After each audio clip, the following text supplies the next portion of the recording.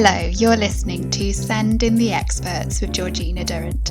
This podcast is all about teaching and supporting children and young people with special educational needs and disabilities, SEND. I'm Georgina Durrant. I'm the host of this podcast, brought to you by Twinkle SEND. As a former teacher in Senko myself, I wanted to create a platform to share some of the amazing things that my guests are doing to support learners with SEND. So whether you're listening on your commute, tuning in whilst walking your dogs, or curled up on the sofa with a nice cup of coffee, thank you so much for joining us. Today I'm joined by Catrina Lowri, who is the founder of Neuroteachers, an autism and neurodiversity research, training, mentoring and coaching company. Catrina is neurodivergent herself and is passionate about finding simple solutions for inclusive practice. Hi Catrina. Hello. So we've followed each other on social media, I believe, for a little while, but this is the first time we've actually met, and I'm really excited to be talking to you. Are you having a good week? Well, do you know, it's good to be the end of term. Mm-hmm. It's been probably the most stressful and unusual term that we've ever had in my 22 years of teaching. But yeah, it's going okay. Yes, I can imagine. So I wanted to start by talking about your experience of being neurodivergent yourself. The podcast is called Send in the Experts, and I thought it was really important that we recognise that the experts in SEND aren't just experts because they've studied various diagnoses or taught children with special educational needs, but the real experts are those who have diagnoses themselves. And you sort of span both of these because you're neurodivergent and you're a qualified SEN teacher, previous Senko, etc., etc. So if we first talk about your childhood, when did you realise that you were neurodivergent? Well, yeah, I have Esther Ranson to thank. Okay. So when I was around about 8 or 9, Esther Ranson's daughter got diagnosed with dyslexia. Yeah. And there was a program on around about sort of like tea time called, I think it wasn't That's Life, it was another one of hers. This is Life or something like that. This is Life, yeah. And she was on there once, so she was talking about her daughter. And my brother and I were watching it, and we'd always had quite different experiences of school insofar as I've always had really good general knowledge, but reading and writing, I really struggled with, and it just seemed like, gobbledygook to me most of the time when I was a child. And my brother, who's 16 months younger than me, mm-hmm. was way ahead of me, like streets ahead of me. And yeah, I sort of knew I wasn't really stupid, but I felt like there was a difference. And my brother said to me, this is my recollection of it, my brother said to me, oh, well, that sounds a bit like you, Trine, actually. And so we went to speak to my mum and said, we've just seen this program about this thing called dyslexia. And then, my mum sort of went, oh, no, it's very rare, because at the time it was the 80s and that's what people thought. But eventually they decided to get an educational psychologist involved. And he was this man called Dr. Carl, who was a very stereotypical looking, with a beard and, grey sort of wavy hair and half moon glasses, who did these series of tests. They were like these puzzles, because, obviously, like, it's a psychometric test, and mm-hmm. it just seemed like doing a load of puzzles. And then at the end of it, he wrote this big report on me, which I still have, actually. Oh, do you? That's interesting. Yeah, it is. It's really interesting to read, actually, which said that I was dyslexic, and that, basically, although my vocabulary was at about the age of 13, because I knew words like carcinogenic and ecclesiastical, but I couldn't spell the word honey. Right. So there's a real difference between... So basically it was that classic patchy profile. Yeah. But it being the 80s, my head teacher's reaction was to put me in the remedial class. Right. Which meant that I had to go to this little shed down the bottom of the school field, which was really cold. And I had this lovely woman called Mrs. Solly, who was delightful. But basically, we just seemed to do quite a lot of colouring in and handwriting. And it didn't really massively help. But also as well, the other children in the class called us the REMs, which is pretty disgusting if you think about it now. But, it was the 80s. It was a crazy time. And so that was like the help that I got given in school, was to go and sit in a shack at the bottom of the school field. My goodness. And it was really cold. I can't emphasize how cold it was to you. And then my parents basically, I mean, I'm in quite a fortunate position. My parents are quite, they've got decent jobs. They're both psychiatrists and doctors. So they had decent salaries, so they were able to pay for me to have private tuition. Yeah. So basically from the age of around about 10, pretty much all the way through my A-levels, I had at least one private tutor for one subject or other. Yeah. And I didn't have any specific dyslexia tuition, but that was what helped me. And then I did get extra time in my GCSEs and A-levels, but it wasn't really until I went to university, I had this amazing dyslexia tutor called Tanya, who just explained how my brain worked to me. Wow. And she was awesome. She was amazing. And it pretty much changed my life. She pretty much persuaded me that I could actually be a teacher as a dyslexic person, because I was originally a modern languages teacher as well, which people think is quite unusual for a dyslexic person. I was going to ask that. Yes, that does seem an unusual choice perhaps, but not for you. Well, no, I mean, my main subject, my degree in my original PGCE is in German, and German is a phonetic language. Mm-hmm.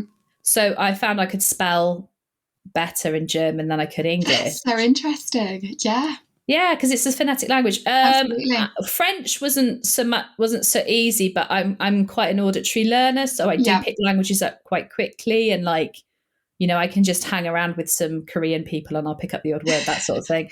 It's just a thing that, because I'm an auditory learner, it actually makes a lot of sense. Yeah. And there are a disproportionately high number of dyslexic people on my modern foreign languages course at uni. So yeah. I've never studied that. I mean, to be honest, I've never really studied dyslexia very much because I am dyslexic. And then the bipolar diagnosis didn't happen until I was 32. I had quite a significant manic episode I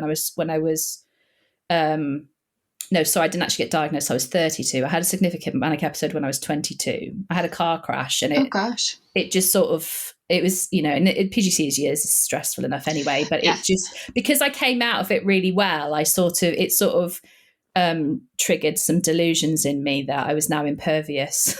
Oh my goodness. So the car accident was the trigger then for... Yeah, it was the trigger for the manic episode. Gosh. And I probably had some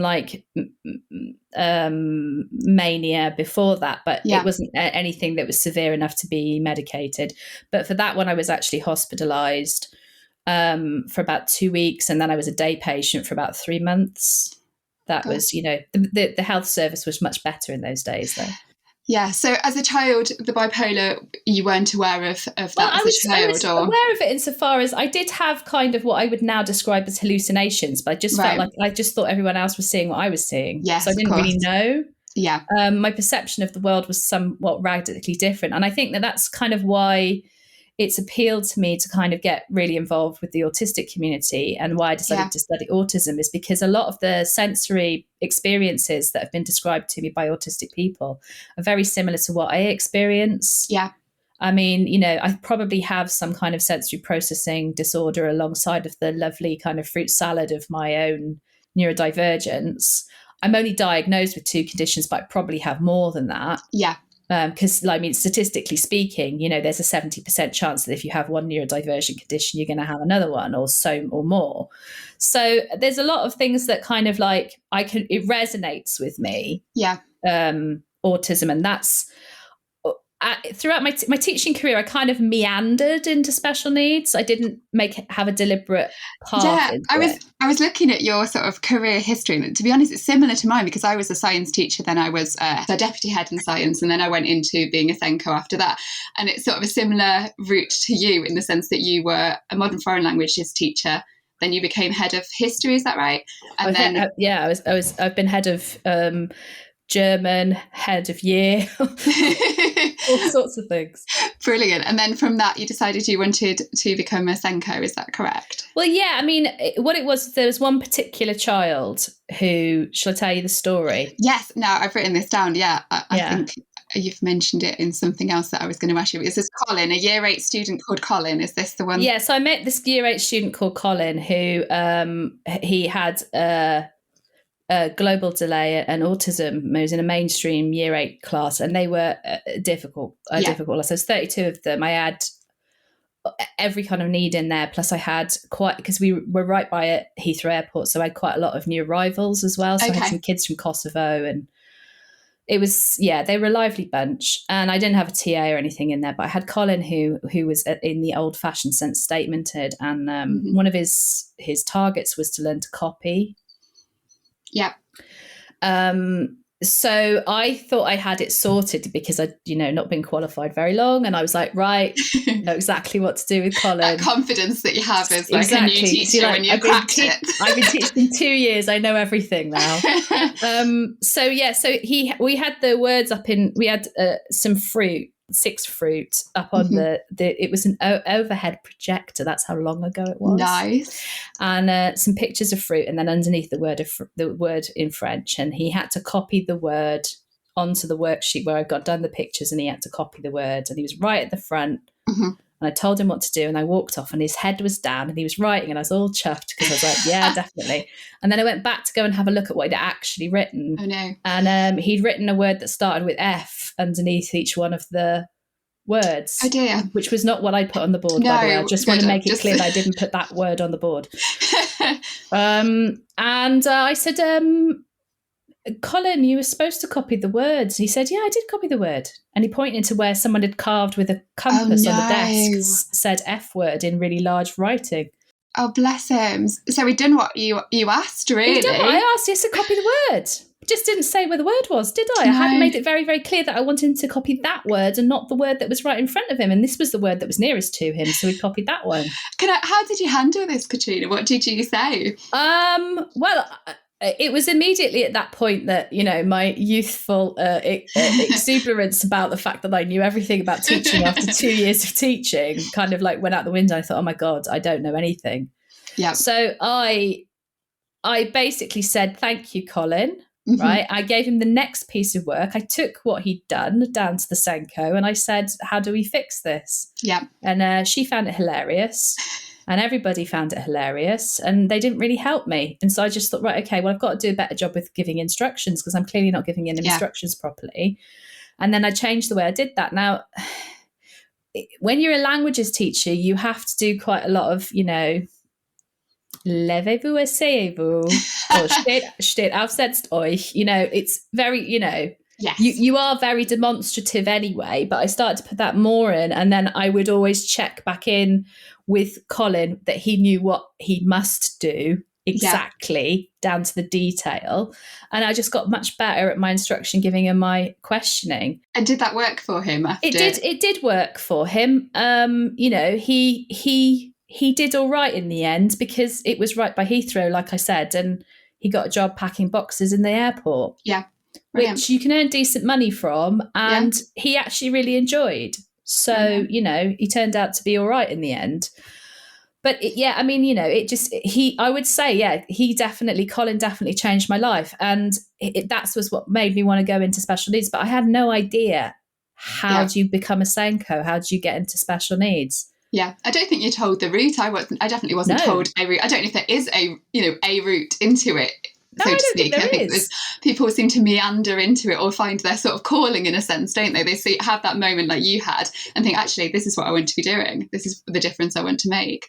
Do you think being neurodivergent yourself helped you want to be a Senko? Do you think it helped you when you were a Senko? Yeah.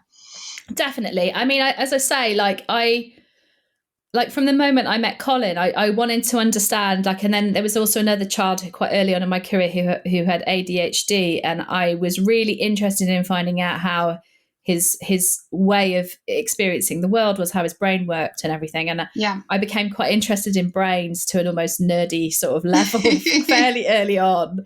And, found all of that really, really fascinating. It's really interesting because I know virtually nothing about dyslexia. Like, as a dyslexic person, I don't know virtually nothing about bipolar. I never research or read anything about those two conditions because it's my lived experience. Yeah. Whereas if you, dyslexia, so autism, ADHD, other neurodivergent conditions, I'm absolutely fascinated by, and I can't absorb enough information. Yeah. But yeah, I mean, I sort of always really had a kind of affinity to autistic students. And I always felt like I really learned a lot from them. Yeah. Their perception of the world and I like the honesty. I like the honesty. Yes. I like the fact that you're definitely going to get an honest answer out of things. I and I like the agree. humour involved. I once had, it just reminded me, I had an autistic student in my class when we had an Ofsted inspection when I was like a young teacher. And we'd had the Ofsted inspectors in quite a lot because we were a school in special measures. And the kids would normally, as they do, just sit there. An Ofsted inspector would come and sit in the back and no one would say anything because they understood. And there was one autistic little boy who was sat there, and the inspector sat down and he said, "What are you doing in our classroom?" It was brilliant.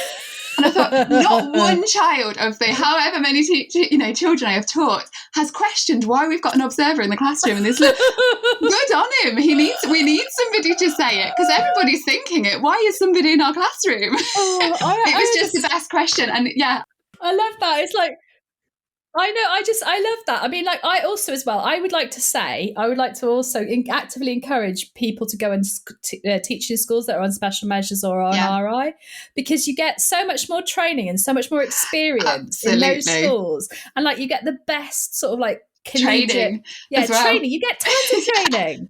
Absolutely. It's amazing. Second only to be working in a pupil referral unit, I would say, in the level of training and the level of you properly learn your craft. Absolutely. Like that. What year of teaching were you in when your school was in special measures then? Were you in, because I think I was in... That was the one with Colin. That was my second year. Yeah, I think we were similar. They made me head of German and I was all fresh-faced and 23, you know? Brilliant. Yeah, no, it was similar for me in that, I was a very new teacher, school in special measures, and actually I learned so much because I think the good thing was the expectation on me wasn't that high because I was a new teacher. So you sort of learnt, you just were able to be a sponge and just suck up all this training and learn so much from the people that came in. Yeah. Now you've got all this experience with special educational needs. If you could go back in time, what support would you have liked as a child? And do you think it would have made a difference if you could go back in time and give yourself that support as a dyslexic child? What would you have wanted? Oh, yeah, I would have liked Tanya, my university dyslexia tutor, to come back and help me at the age of 9. Because I was like, I was labelled as a REM, I mean, like how offensive is that now? The thing is, I always laugh about it, right? My therapist always says that I always just use humor when I get to tragedy, but I do find it quite funny because it's just like, it's so ridiculously offensive and old-fashioned. Like, how did it happen? Now. Yeah, how did they get to where we've been able to say that? How did they even think it was okay to label kids that, And it wasn't just the teachers, it was the other children as well. So, what I would have really liked would have been acceptance and also somebody to say to me, do you know what, like, you might, your reading age might be quite low and your spelling might not be that great, but at the end of the day, you're going to end up with a master's degree and a 21-year teaching career and a highly successful business. And if somebody could have told that 9-year-old me that I would have, I've written 2 research papers, regularly write blogs. I mean, thank God for technology, to be honest, because I write everything with voice to text. Oh, that's brilliant. Yeah. Yeah, I use voice to text. This is the thing, right? I don't write stuff. I get my voice to write things, and then I get my laptop to read it back to me, so I can check all the typos and mistakes that way. And that's how I write everything. And I write it really quickly then as well. It's about twice as fast as typing anything. That's fantastic. And so, the other thing is as well is I would have liked somebody to tell my 9-year-old self that's okay, there's going to be tech that will help you. Yeah. And it's a shame at the moment, isn't it, that there is that tech out there and it's not being always utilised effectively for students. I know sometimes it is, but not everyone's got access to this when it could be helping dyslexic students. Well, no, I think that's the thing about it is in terms of teacher training in neurodiversity. So Wales is a little bit ahead insofar as they're going to make it compulsory that everybody has as part of their initial teacher training some training in SEND and neurodiversity. And this is going to have to be updated yearly, annually, so that everybody has the most recent research and thinking and everybody feels kind of empowered. in England, we don't have that sort of like compulsory. You need really at least an inset day a year. I mean, it wouldn't have to necessarily be 6 hours and there's all your send done sort of thing. I think it should be a drip effect where you have, a twilight here and there sort of thing throughout the year. So it's on your mind. But a lot of the time when staff can't do stuff, it's because they genuinely don't know what to do. Like, they don't, like, differentiation is, a drum we've been banging for a good 20 years now. And nobody taught me how to differentiate. I just used to make tons and tons of different worksheets. That's exactly what I was going to say. I think when in my teacher training, differentiation was about, here's a worksheet, let's make 5 copies of it. And that's not differentiation, really, is it? No, not really. I was going to ask you as well. So you've published 2 articles for the Good Autism Practice Journal. I've read your first one from 2018, which was on extreme demand avoidance and ADHD.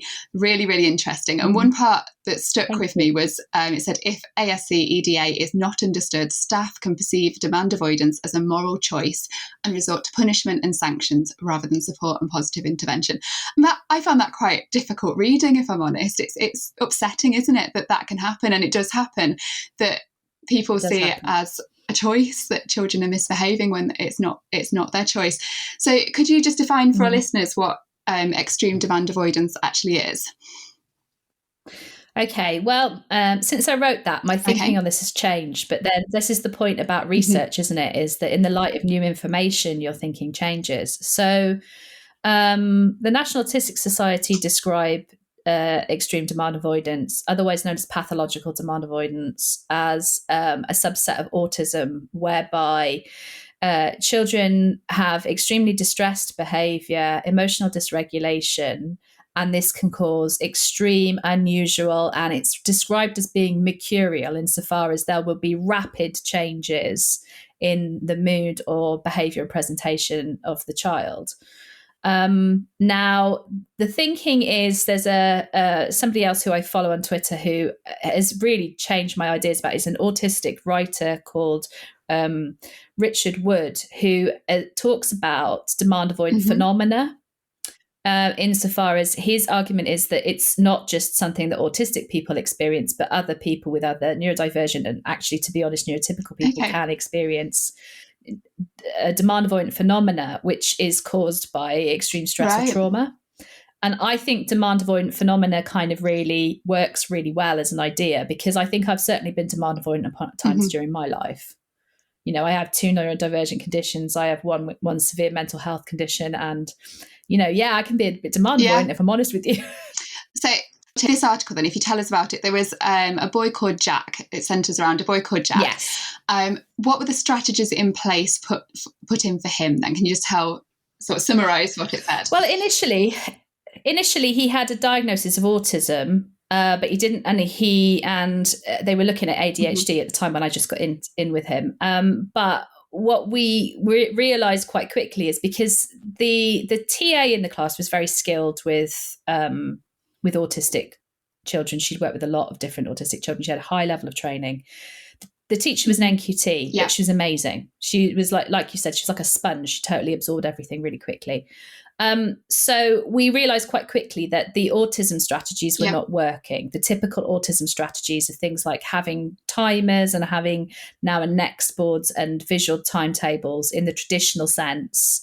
And using, the teach approaches where you had kind of like closed tray work activities and a workstation was just not working at all for him. And his main thing was that he liked to pretend to be a tiger, and he couldn't use a pen because he had tiger paws. And, there were various things like that where he would get stressed, and you would have to, the way in which the teacher just automatically learned this is that you had to kind of go into his world and become part of what he was doing. So if he was being a tiger, you had to be a tiger with him. And as long as, you could carry him out, and then you could bring him back out and he would calm down and become, usual Jack, who wasn't so much of a tiger anymore. And then, so we did the Extreme Demand Avoidant questionnaire, which is written by Liz O'Nions, which is available on my Facebook group in case you would like a copy. And he turned out to have quite a high level of demand avoidant behaviours going on. And the paediatrician agreed that was something that would be useful as a descriptor. It's not a diagnosis as such, but it is a descriptor of behaviours. And that gave the school the confidence to ask me to do some training with them, first of all in basic autism strategies, and then also in demand avoidant behaviours. And then we wrote what I call a consistent behaviour support plan, because the idea is that all adults would use the same set of strategies with Jack. So every adult in the school that was likely to come into contact with him, and that meant, the receptionist, the midday supervisor, everybody, and it was a very small school, only had 11 staff in total, very small countryside school. Everybody knew the strategies that you use, but because he's demand avoidant, you couldn't necessarily say that this strategy would work in this case and this strategy would work in this case. What you needed was kind of like 10 strategies, and today you'll do 2 and 7, and tomorrow you'll do 3 and 8. So, it was, I describe it as being consistently inconsistent. So everybody had like a plethora of different strategies. Today we're all being tigers, for example. So everyone who comes into contact with Jack, he's being a tiger. So we're all going to be tigers today. So all the adults in the school were going around growling and having paws and fluffy ears. So, I think once everybody understood the most important thing about demand avoidant phenomena is that it comes from a place of fight or flight. It comes from a place of stress. Autistic people have a third more cortisol than neurotypical peers, and people who have demand avoidant phenomenon have even a higher level of cortisol. So basically they're wallowing around in stress most of the day. So everything that they do is distress behaviour. It's quite upsetting, isn't it, when you think about it? Well, it is, but you see, the thing is, if you know that and you understand that, you've got to assume that he's stressed unless you know he's calm. And using, Damien Milton, who's another really great autistic writer, who I've learned a phenomenal amount from before, says, basically explained in one of the lectures that I was in that you have to assume that an autistic person is stressed unless you have very good knowledge that they're not, in which case they might be, like, for example, asleep, in which case they probably aren't stressed. But if they're awake, then they probably are a lot more stressed than you are. So if you assume that, and you're always going for de-escalation, and you're always going for calm, and you're always trying to get them to that calm alert state, then you're probably going to be okay. That's really interesting. So just for our listeners, cortisol is the stress hormone, isn't it? That's the yes. Yeah, that makes sense. And it's a higher level in autistic people. Yeah, so cortisol is that kind of like fight or flight hormone that comes out it's really useful if you want to run away from a bear, but it's not that useful if you've got a maths test. So these strategies that you put in place for Jack, did they work? Was he happier in school as a result of it? Were you able to follow it up? Yeah, no, it wasn't quick. Okay, this is the other thing about none of these strategies are quick. Right, we've got to get rid of this idea of this 6 to 8 week cycle, because in my experience with children who have highly distressed behaviours, it's going to take a year. Okay, so we did reduce incidents. We reduced incidents quite significantly, relatively quickly, but it didn't get down to absolutely nothing ever. But he did manage to complete the rest of primary school without having a fixed term. And he only had one fixed term exclusion when he was in year 7. And to be honest, that was Christmas week. So, but he's in secondary school, and he's doing really, really well. And the transition for him to secondary school, were you able to follow that and see how that went?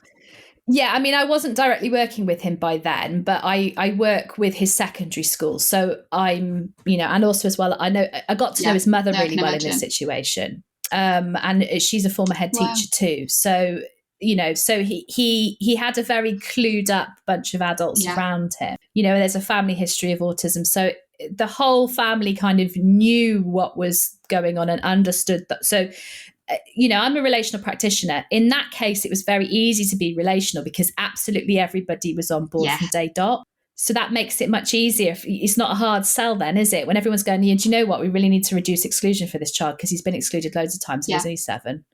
So if everyone's going, yes, that's absolutely what we need to do, then it just makes my life a hell of a lot easier because I can go in and say, okay, well, I know how to do this. So let's try it. Do you have many where that isn't the case, where parents or the teachers or whoever aren't on board as much as you would like? Well, it's the thing is like, so my most recent paper is on persistent absence and autism. It's not available for general release yet. If people want a copy for informational research purposes, then they can contact me through my website, which is www.neuroteachers.com. But basically, in that, it's so my whole kind of mission is to reduce exclusion to a point where it really becomes unnecessary. Okay. Now, I have and ahed about this. And I think at the moment we can't completely do away with exclusion because we don't have an alternative. And there are some very, very extreme cases where the child needs to be not in that school. But until we have a good alternative for that, it's going to, unfortunately, I come to the conclusion that it has to remain as a final thing. But I would like there to be less than tens of kids a year. At the moment, there's 8,000 children a year being excluded. And there's, we're getting up to around about 100,000 children a year who are having persistent absence. So persistent absence is any absence which is over under 91% of full attendance. So, it's something like 15% of kids at the moment are experiencing persistent absence. It's obviously got worse because of the pandemic, and it's much worse amongst neurodivergent children, and 43% of the children who have persistent absent or autistic. So your second paper is about sort of autism and anxious non-attenders. So what do you think the link is between autism and the attendance, basically? I think it's about the anxiety. So when, I did a talk about this in the summer, which was called But Everyone Gets Anxious. And the thing is that so you were asking me about schools and hearts and minds. And the thing is about it is everyone does get anxious, and teachers will say that out of the goodness of their heart, because they're talking about being a bit anxious about your driving test. They're not talking about persistent, long-term clinical levels of anxiety, right? When we have a child who is persistently not attending, it is because they have, the statistics tell us that mostly it's because of anxiety. And often this is because of school-based trauma. And that is a very difficult pill to swallow as a teacher, because we love our kids. We go into teaching because we love kids and we really want them to do their best. And if you're a secondary school teacher, it's because you love your subject. And if you're a primary school teacher, it's because you love your age group and you love your kids and you look forward to seeing them. And even though you're absolutely exhausted in the holidays, you miss them, right? And when one of your kids is not turning up, right? This is the reason this happens is because it's very difficult to be reflective. So we get hammered all the time, teachers, don't we? The press is just always after us. The government will always blame teachers. Goodness me, every week there's some kind of headline. So it's a tough job to do because everybody's got an opinion about it. And then, one of your kids stops turning up. It's all too easy to either blame the kid or blame the parent, right? And that's what the data tells us, is that most teachers would have the perception that it's either a problem with the child or it's a problem with the parents. Okay, but if you survey the parents and the kids, they will tell you the reasons are to do with mental health, which is usually school-based anxiety caused by a trauma at school, or to do with sensory needs. Yeah. Okay, so the problem is that it's not going to work to get the kid back into school because we've got two massively different opinions. Everyone's not on the same page there at all. Nobody's on the same page. So you're already off to a bad start. Okay. So once you get them both on the same page, and you have to accept someone's lived experience. As a neurodivergent person myself, right? If I tell you that I'm having an experience, it's because I'm having an experience. Okay. So you've got to go with people's lived experience. So if that parent and that child tells you they've got mental health problems or sensory perception problems, then that is what you have to, that's the first thing you have to do, is accept that is true. Okay. The second thing to do is that it's going to take time. On average, these interventions that I do with these kids take a year. Okay. Now that's average. Okay. So in my study, it was between 6 and 22 months. It's probably a lot longer than most people are expecting. Exactly, because they think that the kids are going to go back after 6 weeks because they had an exit card and someone met them at the door. Not gonna work. Or if it does work, it's probably not going to work in the long term. It could be a short fix, and then it's going to happen again. Yeah, there's no such right. Okay, you cannot do this quickly. It has to be long term. You have to take your time over it. If you really want to get that child back in full time, then you're going to need a year, right? And you're going to need to have a plan that both the child and the parents agreed to. And the third thing that is really, really important is that everybody needs to be relational.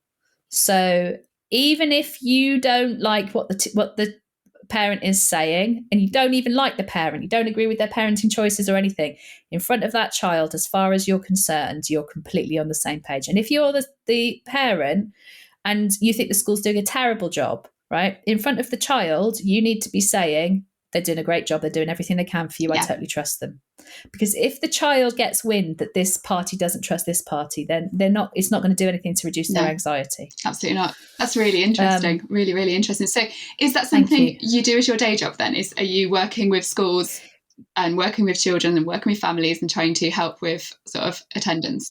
Yes, mainly. I mean, the main part of my work at Neuroteachers is intensive support. So I'm either working with kids who are close to exclusion, or I am working with children who are doing what I call self-excluding due to extreme anxiety. And, I have, largely speaking, I work online these days, but I do go to schools. I'm quite happy to come into schools as long as, COVID restrictions. But, I've had international students. I've got one that I'm working with in Italy at the moment. And I've got a few other, Canada, Middle East. But generally speaking, it's the UK. And, I'm working to try and improve attendance. I'm trying to get kids back into school because that's where they want to be. I mean, I do training as well. Obviously, I do massive amounts of training and events on these subjects. But my kind of day to day very often is working with individual children and the teams around them. I mean, I'd like to be doing much bigger pieces of work, like maybe across academy trusts or across local authorities, to try and really improve to lower exclusion of all the kinds. And that's coming gradually. But I think it's just ever so important. And both exclusion and persistent absence are just massively on the rise now, and it generally is the neurodivergent and autistic community who are really having the brunt of this. Do you think the pandemic? I know obviously the pandemic has caused problems with attendance for that reason, but do you think as well it's impacted on autistic children in particular in changing their routine, changing all of that side of things? Do you think it's made it your job needed more in a sense? Well, yeah, I mean, I'm inundated, but still, call me. I mean, right. So, for example, I did a Q&A a while ago, and there was one particular school where they sent along one of the special needs teachers, and they said, okay, well, the thing is, like, she stopped attending since the pandemic, and she doesn't really understand why she can't have her lessons online. And I'm like, okay, well, can she have her lessons online then? They went, oh, well, we're not doing it anymore. I was like, well, you did it before. Were you doing blended learning before? And they said, yeah, we were actually. And I said, okay, well, could you just do that? And at least then she's attending in some way. And they did it. And guess what? She started attending. And that's the thing is that it's almost like you're saying the obvious thing to it. I like it because it's the obvious answer, but it's probably not the answer that they thought of. You're saying, do you know what I mean? That is the reason why she was attending before. It's a huge change, but because we've all sort of dealt with these big changes of the pandemic and things going back to normal and things going back again, we don't sort of think about it from their point of view. She's seen that school can work that way, so why can't it work that way now? It's obvious, isn't it? Well, yeah, it is. And also as well, she's autistic. Autistic people are incredibly good at logic, and that's a completely logical thing to do. I mean, it's completely logical for her. She's too anxious to be able to come into school. There has been various variants. She's a bit scared to come in, and also the sensory overload of going from being at home to being in school is too much for her. She's told you all of this. She's very eloquent. She's at a secondary school. She's a bright mainstream kid, and she's told you exactly what she wanted. So why don't you just give it to her? And it worked. And then she did come in for certain events and things. So, that was a relatively easy fix. But the thing is about it, right, it's like, again, right, we are under duress as a teaching profession. We have been for years. Okay. It's bad. Okay. This has been the worst term that I've ever known. And when you are stressed, it's very difficult to be curious. Yeah, absolutely. Right. So back to cortisol and back to the kind of sensory system and the window of tolerance. it's not just your students who have a window of tolerance and you know, the stress hormone cortisol. You have them too, right? And your window of tolerance is going to be extremely open in September when you've just had a 6 weeks holiday, and very, very tightly shut in the last week of term. Okay. So you're going to say no. Yeah. Okay. And it's not your fault that you're saying no, right? It's just that you can't imagine things when you're stressed. You can't think just do one day at a time, just surviving. Yeah, because we were all doing that at the moment. We've all, like, literally the entire nation has had a massive, massive adverse experience.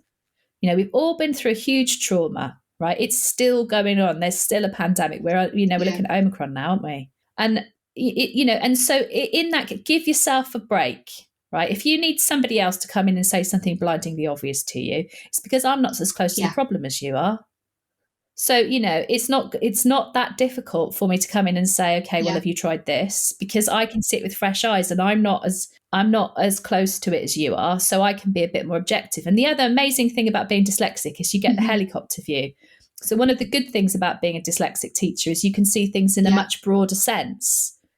So I can look at the conduit parts of something and say, okay, well, what if we move this around like this and this and this? And that's why, that's why it's great to be a neurodivergent teacher, is because you see things and that's what people need, isn't it? Like you say, people are stressed. It's no reflection on their practice if they are struggling. It's just it takes somebody else's eyes, doesn't it, and somebody else's point of view who might be less stressed and less under pressure at the moment to be able to go into that situation and say, actually, have you tried this?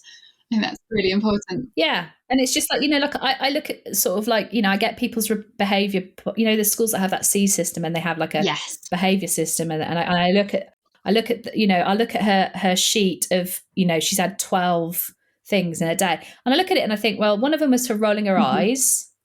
One of them was for being sarcastic. I'm like, actually, do you know what? That is the teacher being stressed. Okay. That's not persistent disruptive behaviour.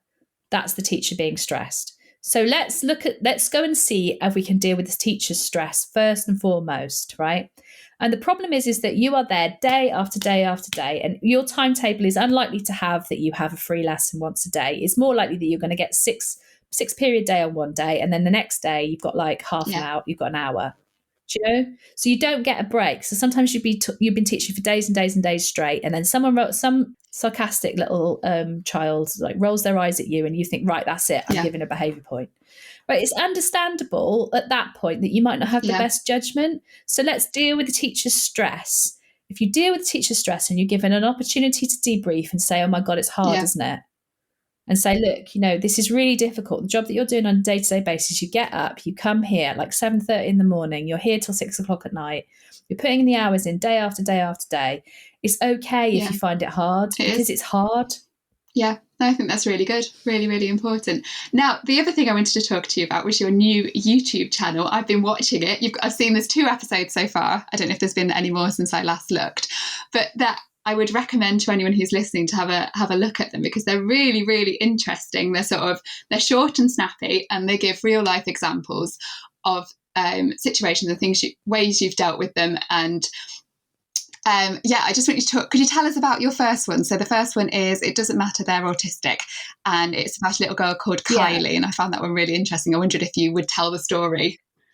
Yes. So I've worked in several special schools, but this particular one was really close to my heart. So I worked in a special school, which was a straight through school. So this was a woman. She was a young woman. She was just about turned 18. And she was a really lovely, non-speaking, autistic girl who was a really friendly, good laugh, really just the sweetest, kindest girl. But she was very tall, right? She was kind of built like Serena Williams. She was a big, tall, strong, athletic girl, but just the loveliest, sweetest, kindest, just a wonderful character that we all really liked. She's great fun and everything. Anyway, her behaviour really rapidly changed over the course of a week. And no one could get near her, and she was throwing chairs and pushing people off her, and she usually be a really huggy person, and she was not at all.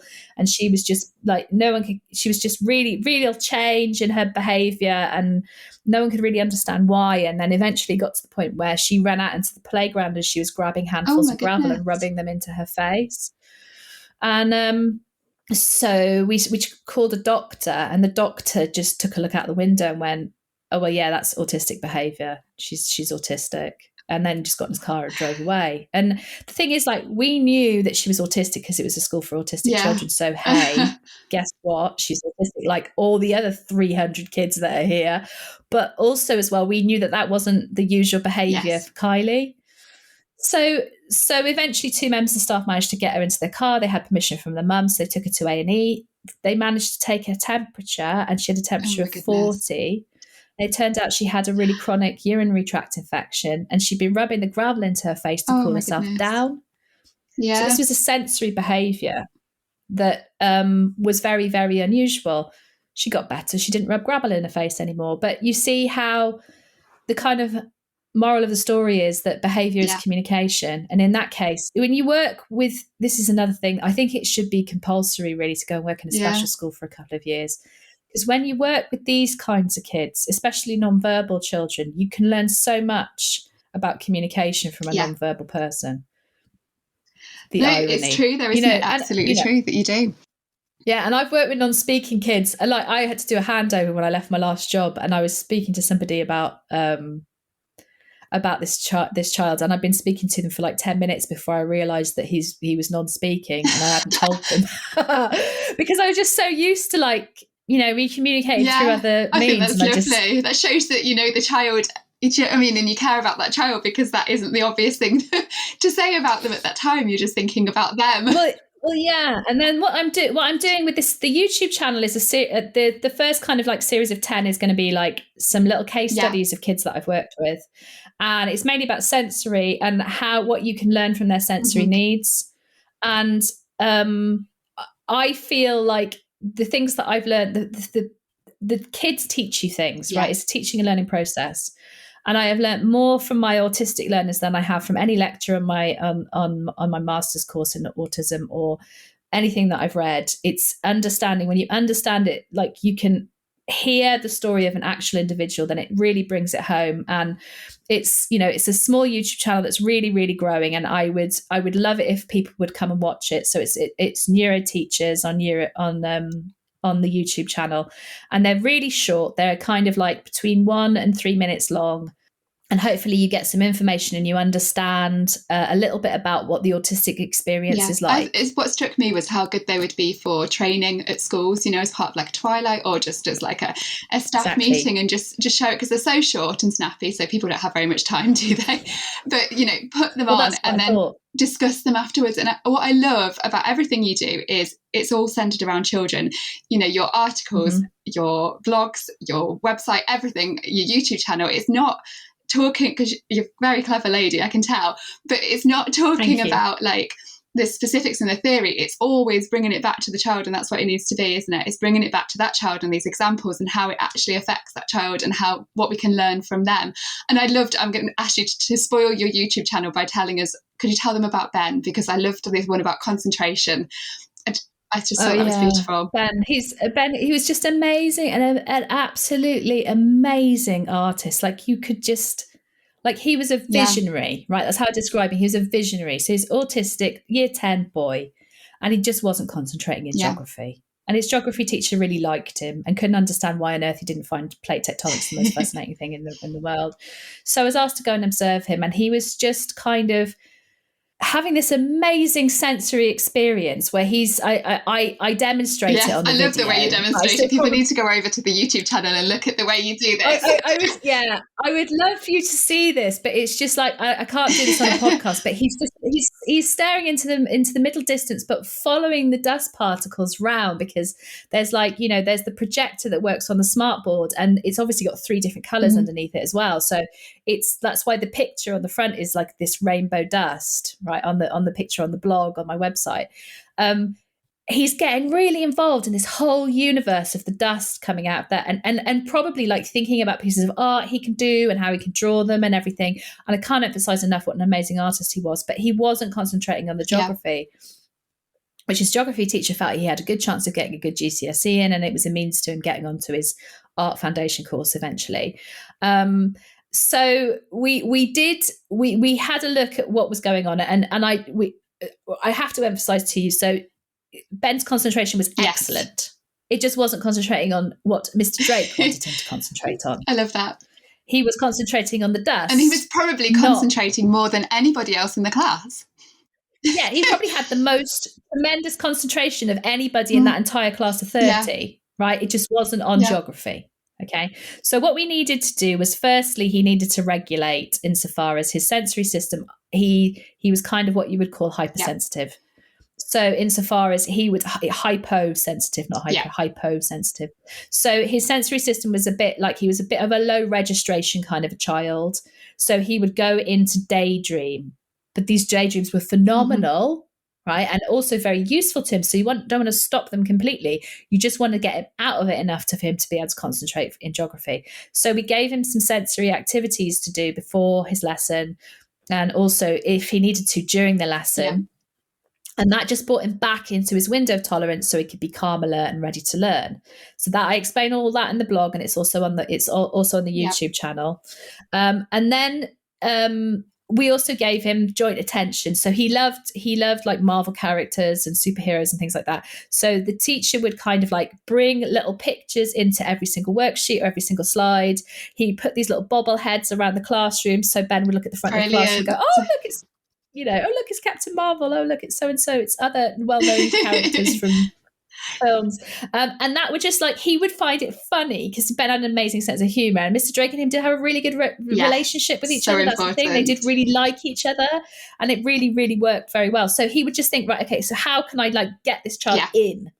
Right. So he just tiny little pictures or tiny little things, and he'd see how quickly Ben could spot them, and it became a competition. And then Ben would be like, oh yeah, this is really good because I'm going to have this game to play when I go to geography. I love geography and I love Mr. Drake. And in the end, he ended up getting a decent GCSE and he got onto the next course. Brilliant. So it worked really, really well.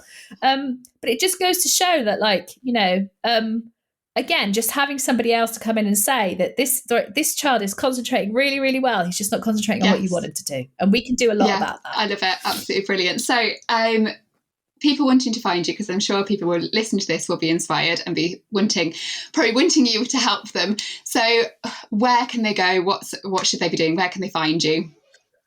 Okay, so I have a website, which is www.neuroteachers.com.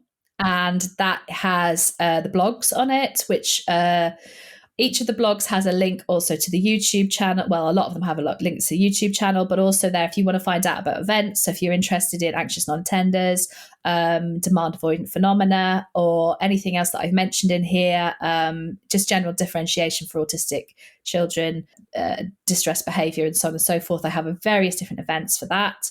I have the YouTube channel, which is called Neuroteachers.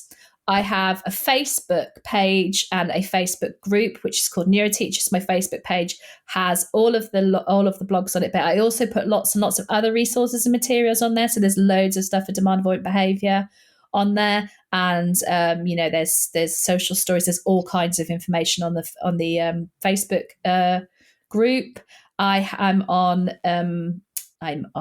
Instagram as well, as it's Neuroteachers UK. I'm on Pinterest as Neuroteachers UK, and I'm on LinkedIn as Catrina Lowri. And also I'm on Twitter as @Neuroteachers. Yes, I talk a lot on Twitter because it's very short, and I like things which are very short and brief, which is why my blogs will not take you more than 3 minutes to read, and neither will my videos take you more than 3 minutes to watch, because I know that teachers are time short and they need the information now, but they also need it in a nicely presented, nice short way that tells you about a child. And I always say you need to think about the child in mind. Yes. So when you come to me, bring a child in your mind with you, and I will talk to you about how to work with the child in mind. Thank you so much. You've been an absolute wonderful guest. Thank you. It's been really lovely to meet you. Thank you.